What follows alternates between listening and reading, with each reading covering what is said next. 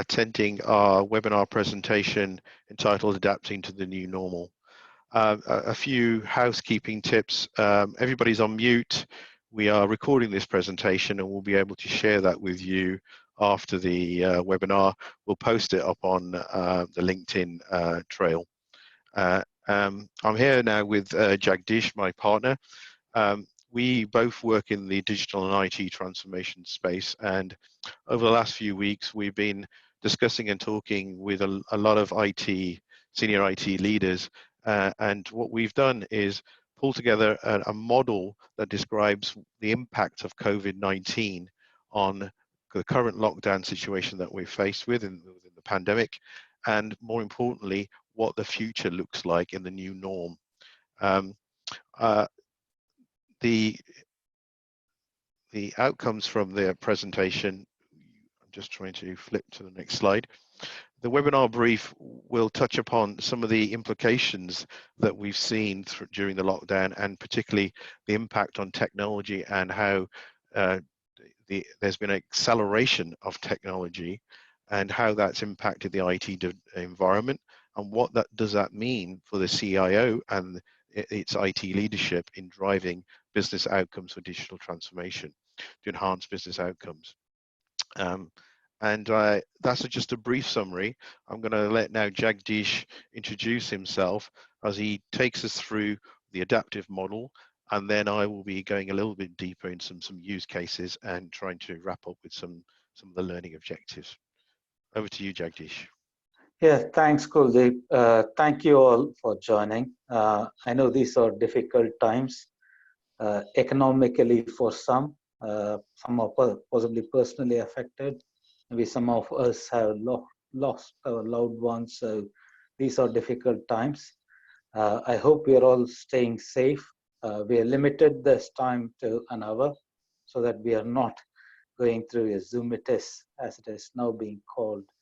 So I hope you're sitting comfortably and watching and listening and not undergoing through any stress. I'm Jagadish. I've been in the industry for close to 3 decades. I've been through a lot of phases.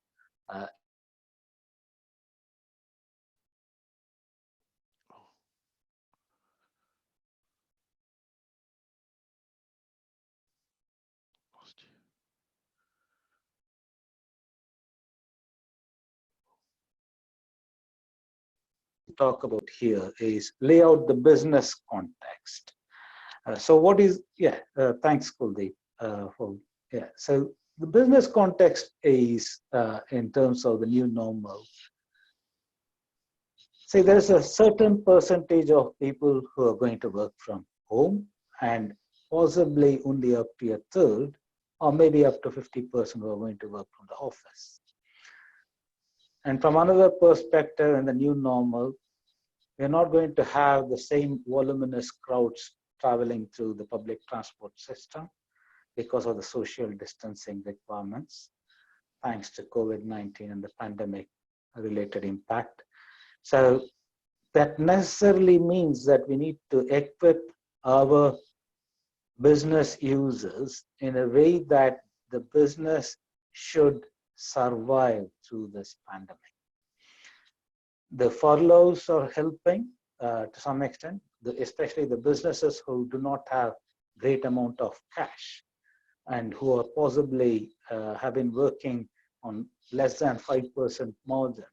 So these businesses are now possibly no longer able to survive. Thanks to the government grants and loans, it helps.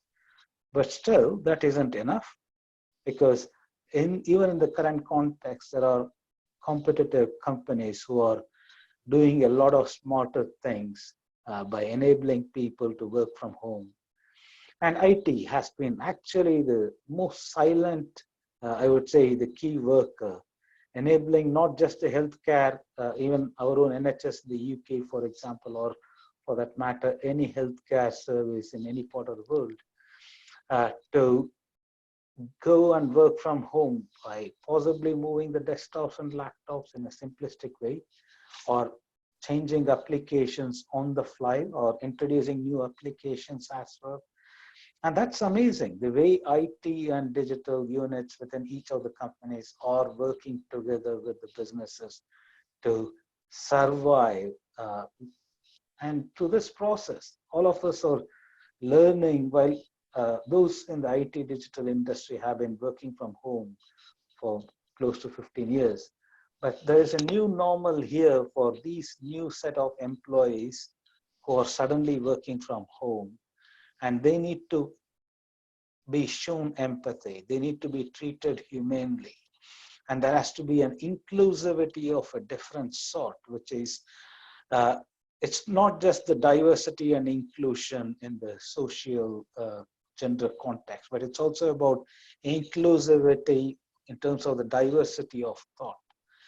Typically, it's the extroverts who speak a lot, and there has to be a newer people management capability, a newer people engagement capability, whether it's in our own IT departments or within us as IT service providers or consultants, allowing the introverts to reflect and come back with their opinion, and allowing them to understand as well as work in the new normal. And I think that is the biggest challenge that we go through this lockdown, as we have enabled a lot of people to work from home. But it's not just enabling them to work from home and do some stuff, but it's also enabling the businesses to adapt, because businesses must adapt to the new normal if they had to continue to sell to their customers.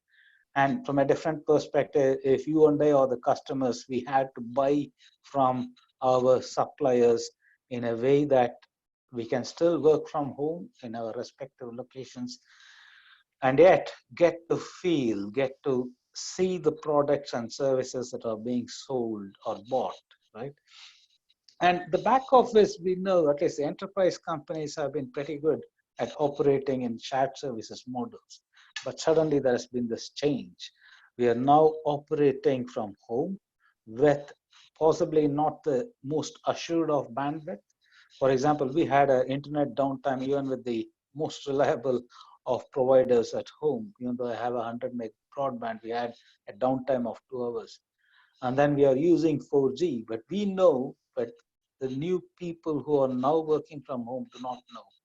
How do we get them to know what they could do alternatively, so that they do not have that insecure feeling that they are not doing anything? So there's a lot of sell, buy, operate, and management that has to be done by the business, and this has to be enabled by IT and digital. I don't think the businesses can thrive without digital now. And there has to be agility as well as transparency in the approaches. And that is critical. We are not many are used to this distance, and not many are used to being comfortable in engaging in these kind of technologies. And the ones who are able to adapt are the ones that will definitely thrive. And these businesses will thrive. And what I'm seeing is part of the selling that are happening is products such as this. We are using Zoom. Actually, we were planning to use Google Meet. We upgraded it to 250 users, and we had more than 600 attendees. We adapted. And what we, when Kuldip and I invested in up to 1,000 participants, for example, we realized with Zoom, we can now integrate this conference, if we want to, onto our CRM systems. And hey ho, suddenly we do not have to minute our conversations. Hey, we did not say what we did as part of a customer engagement. And similarly, the traditional businesses, even manufacturing companies and small scale retailers, they are using these technologies to actually engage in an immersive way, because right now you can see my screen, you can engage with me, you can even feedback using the feedback capability, whereas feedback earlier was never visible that easily. Of course, some of us who have been on LinkedIn Live, for example, know what to do, but this is a newer way of engagement for selling, buying as well, because selling and buying was always thought to be a face-to-face working relationship, and that is changing. And now internal audits are changing, risk management is changing. So we see a a new set of perspectives here. And to do that, it all means that we must equip the businesses with the right set of tools, capabilities, technologies, and methodologies to enable the businesses to be productive and be successful. They can only be successful if they have all these tools and they can adapt. One example I'd like to talk about here is it's an interesting one, which is I saw an online wholesale kitchen and furniture company who now give people like you and me an app to firstly design our own kitchens, for example. And what's more, you can, once you have designed it, you can insert your smartphone onto your virtual reality machine and you can experience the colors. And wow, it's beautiful. So they are not only adapting, but they're already investing in newer capabilities to continue to engage with their marketplace. And I'm sure our own business units, consumers within our respective companies will be keen on using it. And therefore, we reach, call it a kind of crossroads. Yeah, and I was just going to say, Jagadish, there's, if any of the audience have a question, please use the chat functionality, and myself and Jagadish will pick it up and try to answer your question as we go along. Ooh. Yeah, so we are at an interesting crossroads. Basically, do we continue to work in the same way we were working in our IT departments or as service providers previously? Or do we change? And if so, change to what? And what is this new thing that we are doing in terms of changing the way we have responded to our business needs and started helping them with service consumption and service management? And it's very clear, it's only one way, which is we need to move ahead. And when in terms of moving ahead, so what were we doing pre-lockdown, for example? So we now look at what were we doing about responding to business needs pre-lockdown, and what are we doing during the lockdown, and what is it going to be in terms of the new normal for us as well as digital and IT practitioners.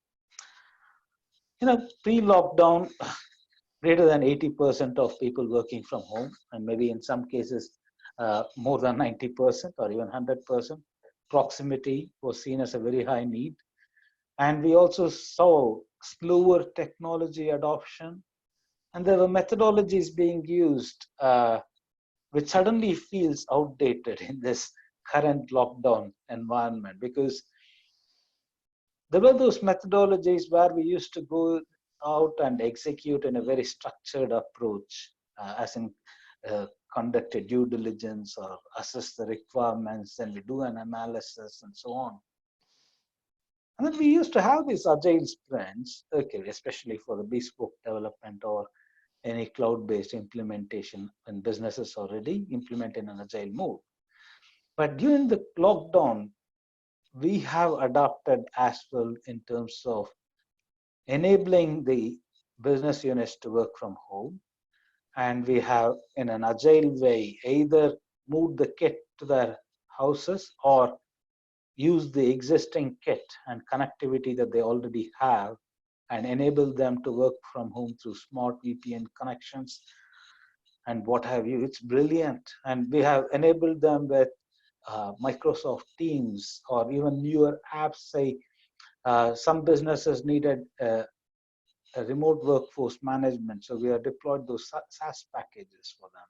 Some businesses needed collaboration as well as design tools, and we have brought SaaS packages. Some businesses were suddenly made to think of project execution differently because their customers were project execution and support customers, and they are using project management techniques and adapting on the fly. So it's amazing how we have shifted from that kind of an old world placid response to a new dynamic response mode.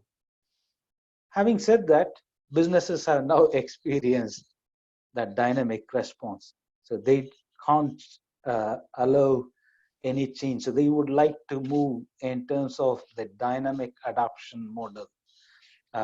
Firstly, looking at, yes, let's accelerate use of all the agile DevSecOps and things like that in terms of the technology adoption.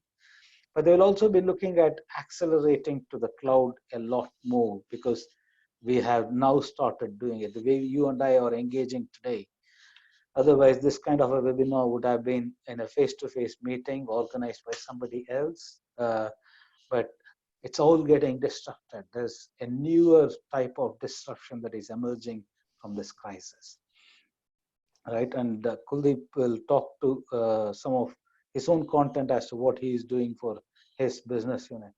And what are we also seeing? We are changing in terms of sourcing and integrating, call it microservices, right? So it's no longer the old world buying where we used to have sourcing advisors, sourcing consultants coming in, engaging for 6 to 9 months, and then they enable us to buy, especially if it was some kind of work that required, say, more than £1 million of spend or something. And all that is changing. We are adapting because the businesses have to survive. If the businesses do not survive, there is no IT department, there is no jobs for the people in the IT department, or there are no jobs for the service providers and consultants. So we are all surviving, adapting, so that our respective businesses or our customers could thrive and be successful as we emerge from this lockdown.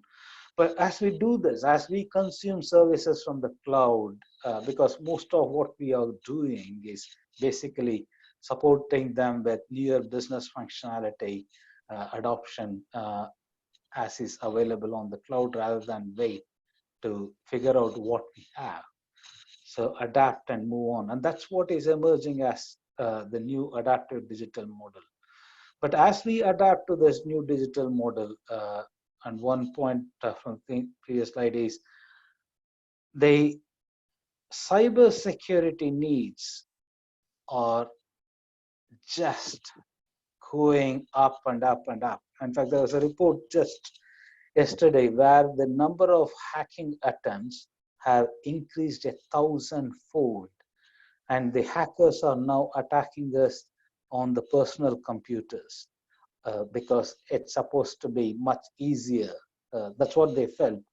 But I think some of our IT departments in quite a few companies have been smarter, because as they deployed the VPN and what have you, even in the personal computers, they have introduced the security capabilities that will defend us. But what is more important is it's not just about defending, it's about hunting and defending in a kind of cyber security that we had to look out for. And that's extremely critical from a board perspective, because boards all over are under considerable pressure to continuously monitor the risk appetite and balance the risk appetite. As we look at embracing new technologies in whatever methodology we choose, we must never forget securing that enterprise IT that we have. So what is this adaptive digital model? So we are subtly and without realizing changing our behaviors, whether we are a service provider or a consultant, or within the IT department or within the business. So long ago, we had this traditional waterfall based project management. We could spend time in assessing the feasibility, performing a requirement analysis, build, test. And by the time it would come out, yeah, there was 18 to 24 months. And that was not good enough in the last 5 years. Okay, go on. So some of the enterprises are only now adapting agile sprints, but the way they have adapted agile sprints was all about having maybe releases every 6 weeks or 12 weeks and so on. It was still good enough, and that was taken on for mostly the bespoke requirements. But the world has changed. You don't have to even look at bespoke, as we have discovered during this lockdown. Or okay, the lockdown started middle of March, but for most of us, we know we were already preparing for it from mid-February onwards. For example, Kuldip and I were meeting every alternate day or so, and then we realized, oops, something is hitting us hard here, and we realized we can collaborate a lot more rather than traveling and meeting each other. So we were collaborating online. So what is the new normal? And in this new normal, what is changing for us as IT department or service providers or consultants? So if there is a problem, what are we doing? We are looking at what is good enough out there that is good enough for the business to just adapt and use. Some users start using it and they share the feedback. And if it is good, then disseminate that information and ask people to just consume and use. And then there is a rapid adoption. Like, for example, this video conference, and if you look at Zoom or Teams, for example, it increased from 30 million users to greater than 100 million users now. And more advanced capabilities are coming in, for example, to enable the Salesforce to firstly integrate with CRM. And having done that, the next part is you can also integrate with human resources management system to keep a check of the time. So HRMS, you can integrate with Workday and so on. So a lot of innovative capabilities are now available out there. So you just have to look at what is good enough and adopt it. And in a way, you then look at subsequently having the agile sprints-based enhancements being introduced as they come along in these packages that we start adopting and consuming. And once we do that, we must never forget the DevSecOps, if you will, or making sure that it is secure. So security must never be forgotten. It's not at the end, even at the beginning as we adopt, we must test and understand if there are security loopholes and acknowledge there are security loopholes and move ahead, or wait for it to be secured and then ask the wider audience. So that is the digital adoption that is emerging now in terms of digital frameworks and the suite of frameworks and methodologies that are now available to us. But if you see something different, do post as we go along, and we can have a chat on your comments or questions. And now let's ask Kuldip to talk through some practical examples of what we are going through. Thank you, Jagadish. What I'm going to do now is to, walk through some kind of use cases in the yellow block there around what we've been seeing in the lockdown period and how technology adoption has accelerated using that adaptive kind of model, and how that hopefully what we're seeing is that that adaptive model will stick in the future, and that if we adopt that iterative, agile way of creating that minimal viable product, scaling it to, because we know we got the benefits from that digital IT solution, organizations can transform not only their IT department, but how they are becoming digital. So let's dig in. In the kind of lockdown period, we had this scenario where a lot of the employees, probably 90% of them, were office based. They were living in an environment where they were secure from cyber attacks because there was firewalls as a perimeter. They were physically having meetings. They were interactive with their colleagues, and we were monitoring their applications and the underlying infrastructure with a whole variety of tools. And we had a service desk which we could either send a ticket to, or we could drop in to see what end computing device we wanted or what technical problem we had. And that all created a really strong employee sentiment towards the company and your team. But during lockdown, the needle switched. Employees, there was 70, 80, 90% of employees or everybody in that organization became remote. And we became dependent on using virtual private networks to connect into the network, which obviously brings vulnerabilities and security threats. We are dependent on devices that are secure. Maybe staff were starting using their devices and connecting on, which will again bring some security concerns. And then we had a plethora of collaboration tools, Office 365, Microsoft Teams, Google's Meet, Zoom, and other less stable, I would say, tools that proliferated the market.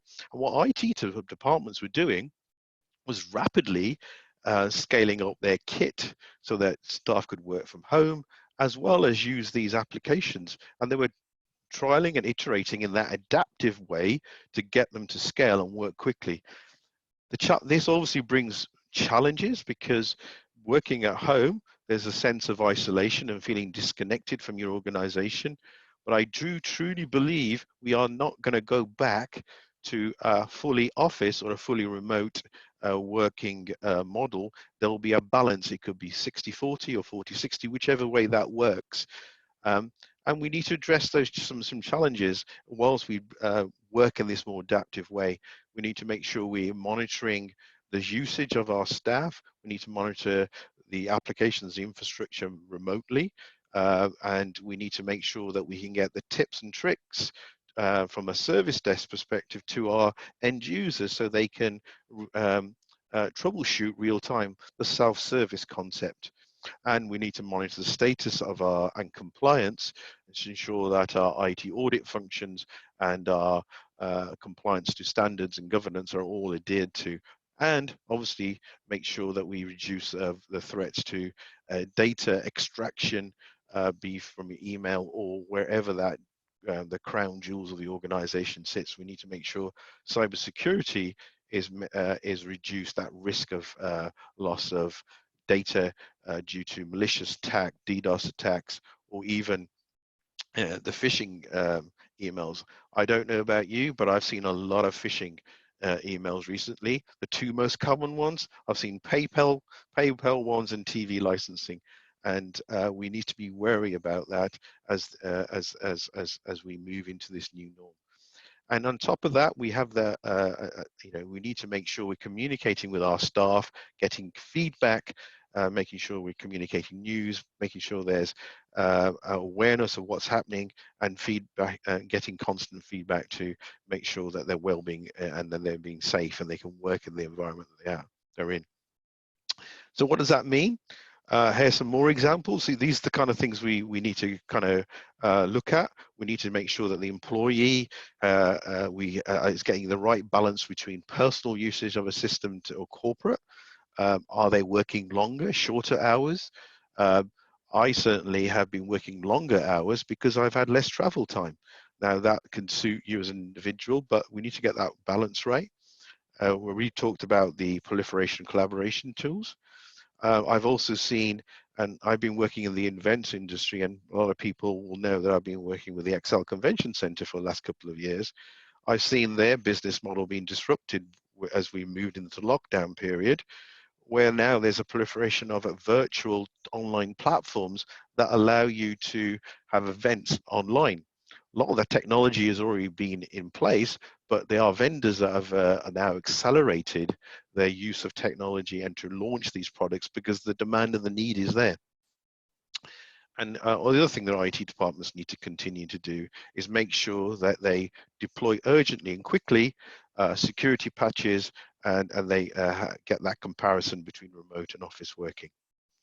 So what has COVID done? So COVID in this lockdown period has moved us to remote working, but I also think it's moving us into that adaptive digital model. And I know from talking to Jagadish, we hope that acceleration will drive the IT and digital transformation. We need to ensure there's a good understanding between the remote and office worker. But it's that key point here on this slide is that I think this is now driving faster change. The rapid, urgent deployment of solutions at record speed in that adaptive model. You can still use your waterfall or your project management techniques for the right context, but with the adaptive model, get that product working, realize the benefits and scale. I'll give you an example, even just before pre-COVID, I was working on a finance solution. It was a SaaS-based solution. We rolled it out in months. Typically, a big ERP system rollout takes something from 12 to 18 months, depending on the definition of your 2B business processes. But in this scenario, we had a SaaS solution we configured the processes, and we deployed iteratively in that adaptive model. And I think more of that will emerge as we have these SaaS solutions and we're using iterative methods to bring about the technology change which drives your business adoptions to meet their business outcomes.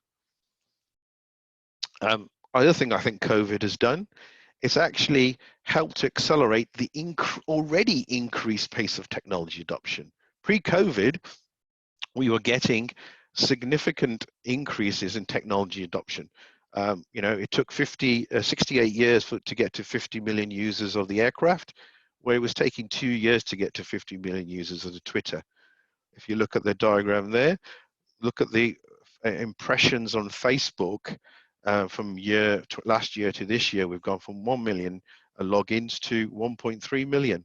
That drives significant revenue. And what I want to say to you is that whilst the big, large organizations by market cap were the technology organizations like Amazon, Google, COVID has helped accelerate that already increased pace of technology adoption. So what does that mean? What does that mean for IT leaders and your organization as we transition into that new norm, that accelerated new norm? So I'm going to show you quite a detailed slide, which I hope brings across the message around cultural change and who is going to lead, drive, and adopt these iterative agile models so that we can get that accelerated drive. In this slide, what you see in the grey middle area is what was happening pre-COVID. The CIO or the head of IT and the technology leader was working with cloud-based and open source solutions, but they were there maintaining applications and the underlying network. That work still needs to continue, but I think that work can be now carried out by the head of IT operations in your IT department. What the acceleration to that rapid model, now the leadership for that is now having to be conducted by the future role of the CIO or the IT leader. He is the champion for change, is becoming the champion for change. The CIO with the chief digital officer are now sitting at the C-suite. They are intricately integrated within the board, and that we've seen that transition actually defining the digital business strategy, and this adaptive model will allow him or her to actually achieve those business outcomes in a more iterative manner, driving that business transformation, being innovative and utilizing the data and the analytics to drive that model. And what that requires the technology is emerging, and we know that there's plenty of tech and fintech to new entrants in the market where you can utilize the technology. The processes can be worked through. What we need to do is make sure we get people and bring about that cultural change, not just in IT, but across the business into this new adaptive model thinking. And that will drive some of that cultural change we need. The trigger has been COVID, the acceleration has been COVID to this new norm. And I think there's an opportunity for leaders to jump on that bandwagon to drive the momentum for IT and digital transformation. Any comments from you, Jagadish, on this before I'm...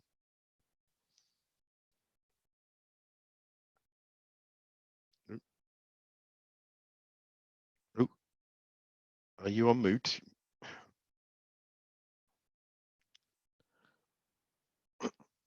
Okay, I'll carry on. I was going to just now try to move into some of the key takeaways that we would like you to walk away with, but and then open it up to Q&A and any questions people might have. I think hopefully one of the things that you've seen is that technology folk and digital capabilities have tended to be hidden or silent workers in the background, but I think they've come to the forefront as we've moved to remote working. And as Jagadish has said to me, there's no rest for the wicked in that sense. And whilst we have this wave of optimism for employees and suppliers around enabling technology, we must always be mindful that health and well-being of staff is foremost and at the front. And with the social distancing and the new protocols, certainly for disinfection and using PPE to ensure that we have the right members and control mass gatherings, that's going to be really, really important going forward. Their business units will feel the pressure to adopt and change. And I think it's a responsibility of IT and the digital units within organizations to coach and guide them through this with support from customers and partners and suppliers whilst we adapt dynamically. But we mustn't forget, and I think this is a point that Jagadish stressed, we need to do that in a secure way, ensuring physical and cybersecurity challenges are met and we reduce that risk.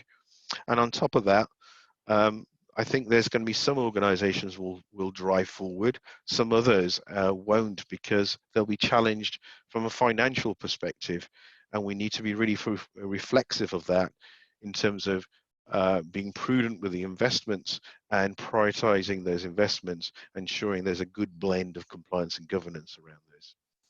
And as I said in my last slide, I think there's the opportunity for the CIO and the Chief Digital Officer here to now really gather and drive that momentum for change in not only in technology, but across the business to ensure that your business becomes that digitally savvy organization to achieve those business outcomes. I'm going to stop there and move to discussion. And just to say that you have our LinkedIn profiles. I hope you've realized that we've tried to do a very little marketing here, and we really want to open it up to the audience to gather their views. And what I'm going to do is try to turn everybody off mute and make sure that we can answer any questions that have come from.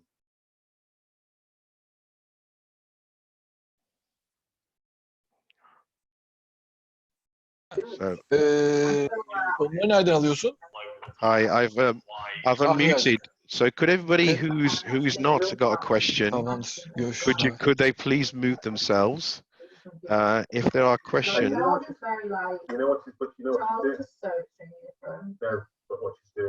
So I'm just looking through the chat function, and I'll try to pick a few. One question here in the chat room. Yeah. This question here says to you, Jagadish. This is Raja. How do you see the agile adoption in core industry segment? Agile methods in IT seem easy to adopt. Did you get that question, Jagadish? Yes. Yeah, thanks for that question, Raja. Thanks for reading it out, Kuldip. So yes, you're absolutely right. Core industries, which are typically, I think you're referring to manufacturing segments. Sorry, Jagadish. Could the others who are not on mute please mute themselves, because we're getting quite a lot of background noise. I can go on and talk to my 3 children. I think you may have to. I'll mute. I might mute. Yeah, I'm going to mute. And unmute me. Yeah. Yeah. Hold on, Jagadish. Can you hear me, Jagadish? Yeah. Yes, I can. Yeah, thanks for that question. I think when you say core industries, you're possibly referring to the manufacturing or industrial manufacturing and so on. So yeah, you're right. So they were one of the segments which were quite late in adopting Agile. And yes, Agile, when adopted, is only being adopted, as I said, on possibly a 6 weeks kind of release. And even there, some of them do take a long time, and they want a business case to be pre-established and so on. So they're still in the, call it the traditional project management, but moving into Agile.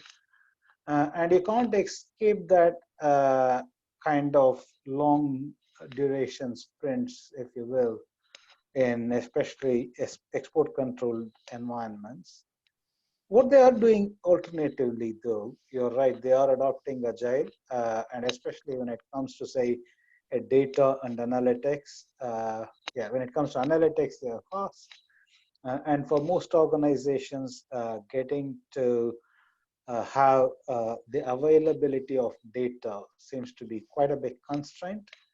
And it takes a few months and in some cases a bit more than a year as well when to build all the data catalog, data library, and what have you. So they are adapting a multi-speed culture, if you will. So where there is still a need for traditional project management, they do, because if you have to set up a factory, you need to set up the entire assembly line, for example. However, when it comes to, say, some of the adoption of barebone analytics, if you will. So they are able to adapt agile pretty fast. And what we have seen now, as you see, even during the lockdown in healthcare, for example, we see those analytics coming out beautifully and predicting the actual number of cases and death rates is one example.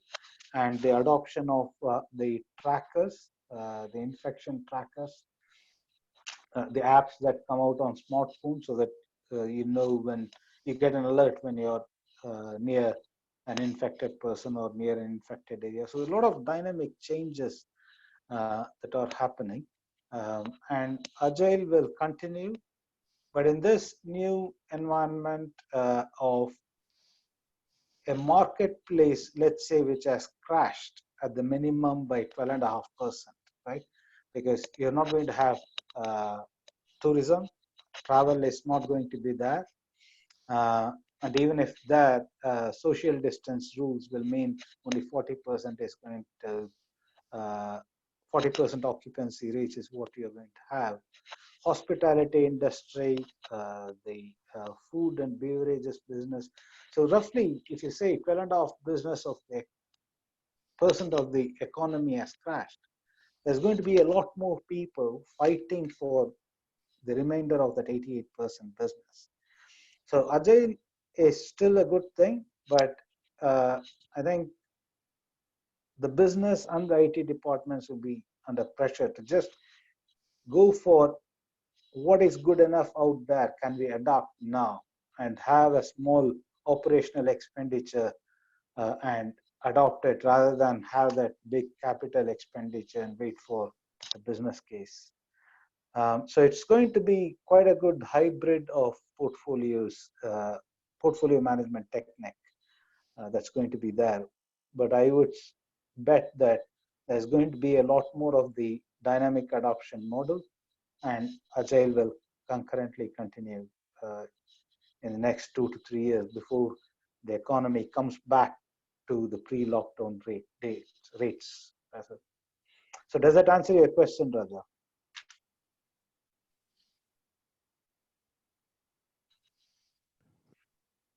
I'm going to unmute all so that you could respond. I know.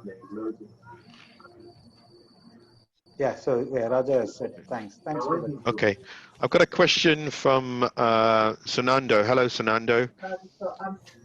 Yeah. Good to hear you. Good to hear you, Sanando. I got your question. Your question is around, there's a lot of cost cutting due to especially the current situation. How difficult will it be for IT to drive quick adaptation of SaaS and quick solutions? And what will that look like, the new norm? I think I'll give you an example. I was talking to a doctor friend of mine who works at the Bristol Royal Infirmary, and this was just yesterday, and she said to me, there's an absolute influx of investment in the healthcare world, because they've now realized that, for example, telemedicine allows GPs to administer. I'm going to mute everybody because a lot of background noise. There's a lot of investment in the healthcare because they can use telemedicine. They've realized that technology, and especially in the telemedicine arena, that the GP can administer and diagnose help for a patient virtually. And they've seen it used to be 10% of GPs could do that virtual kind of call with a patient, and it's flipped the other way. And the policy and the bureaucracy blockers for change in the healthcare system has suddenly disappeared overnight. And they have now been given the mandate to go and actually invest in adopting latest technology for critical medical systems, and especially SaaS-based solutions. And I think that's one sector that's going to emerge from and to move towards this adaptive and kind of thrive in the kind of future around transformation. But I do agree there are going to be some organizations, depending on the size of the organization, where money, budgets are going to be tight. And I think this is where we're going to have to work very closely. IT is going to have to, and digital capabilities are going to have to work very closely with the business to understand where those prudent investments can be made. And so, for example, in the events industry, there might be a need for facial recognition or heat sensing in the norm, right? So there's got to be a business case and an ROI there. So I think if IT can demonstrate an ROI and a business case, which might be done in a very agile way. It doesn't have to be a 50-page document.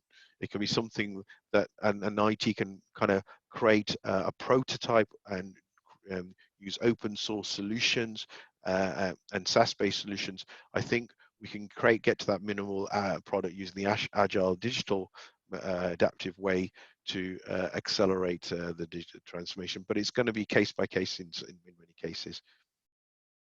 I hope I've done justice to your question. Yes, Kuldip, thank you for that. I mean, I don't know if you noticed the second part of the question. I added another bit, which was how much do you see web-based, or not only web-based, more more and more solutions being published? Yeah. I'm going to unmute again. Because there's a lot of background. I'll go back to mute. Yeah. Yeah. Thank you. Thank you, Sandhu, for that second part of the question. I didn't miss that, P. Yeah. I think remote working, working away is in that future blended model will require an accelerated use of the internet and the web and e-commerce platforms. And I think this is an opportunity for marketing to work with IT to accelerate the adoption of tools and technology that enable better online content and more engaging content for visitors so that they can get the service they want. So again, it's an opportunity for marketing and IT to seize a moment where they can help with online web-based solutions.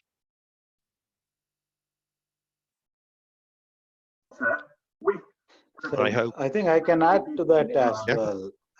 So one of the major things that's happening, as I said, with availability of software as a service, we are playing on the internet, isn't it? So people are able to engage with their customers better in a much more immersive way through these interactions, even if they are, say, not the typical retail setting. So you and I buy off internet, so that's different. But business to business has traditionally been.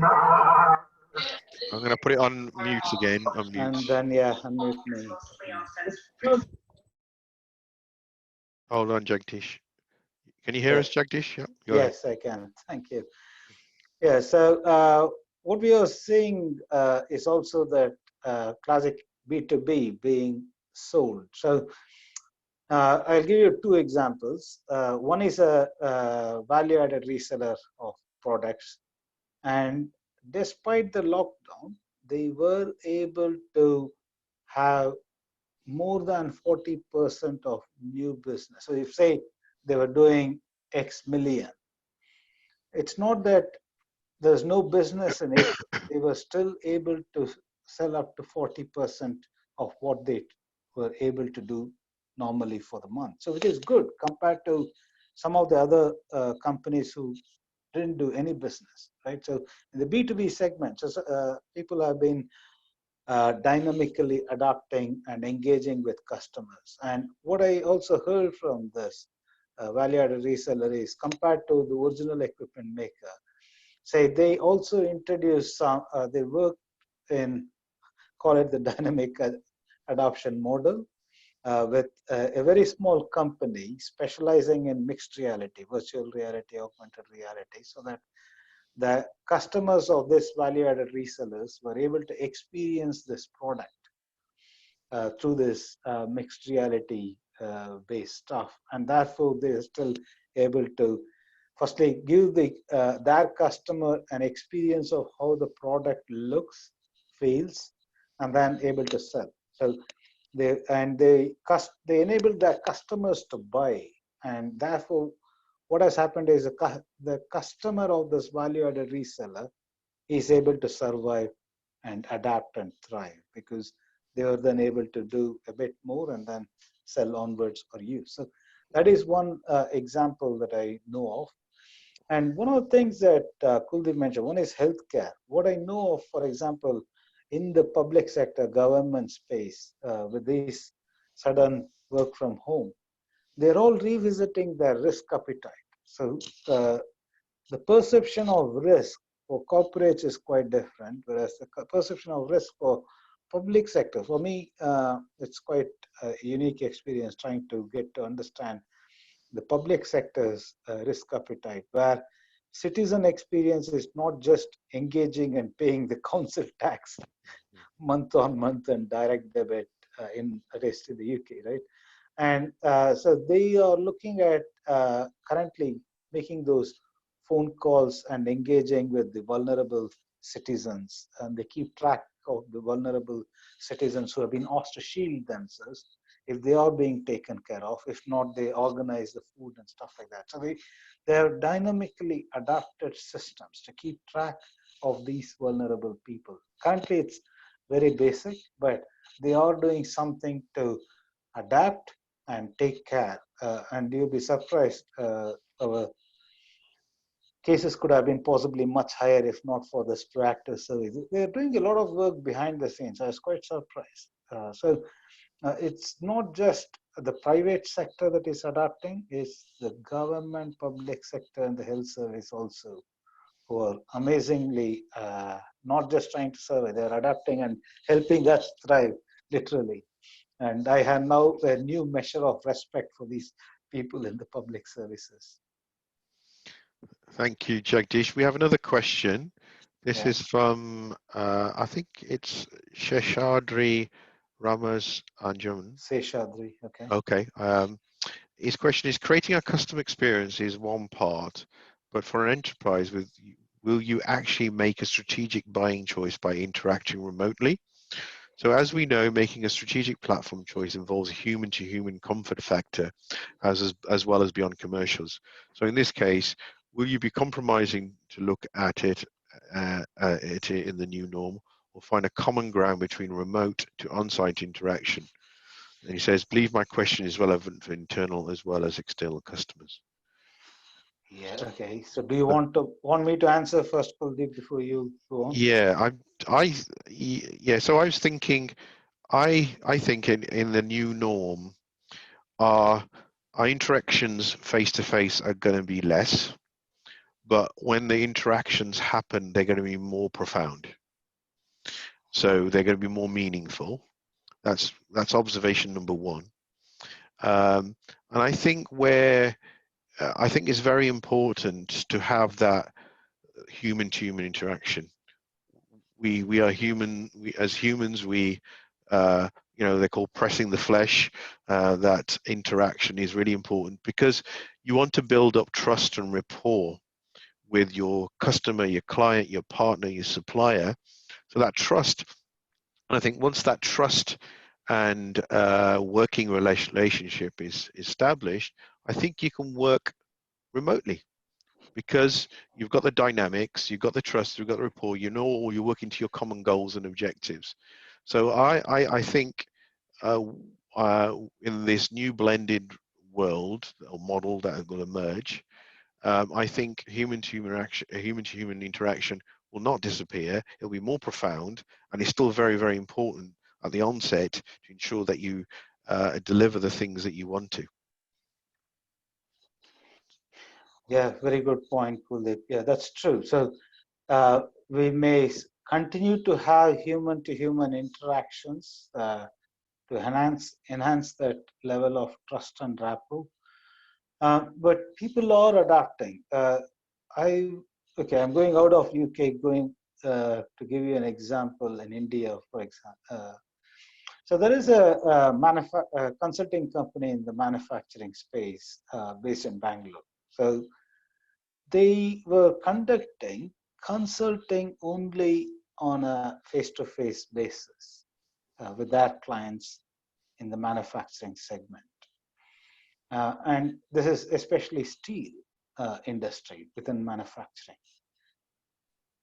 But the company in question, their customer, insisted that they continue with those consulting engagements throughout, and so that they know. Also, the consulting engagement itself was tailored, firstly, to get these companies to adapt to the new normal of working from home for this their customer who is in that steel industry, and then from that evolve, and through a very kind of live through case study, they then engage that customer, right, to sell.